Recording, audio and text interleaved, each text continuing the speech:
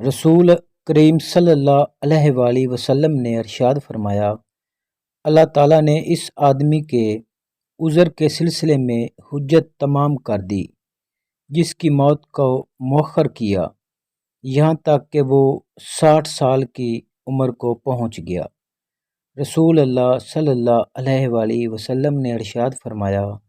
انسان کی عمر بڑھتی جاتی ہے اور اس کے ساتھ دو چیزیں اس کے اندر بڑھتی جاتی ہیں، مال کی محبت اور عمر کی درازی۔ حضرت صلی اللہ علیہ وآلہ وسلم نے ارشاد فرمایا کہ بوڑھے انسان کا دل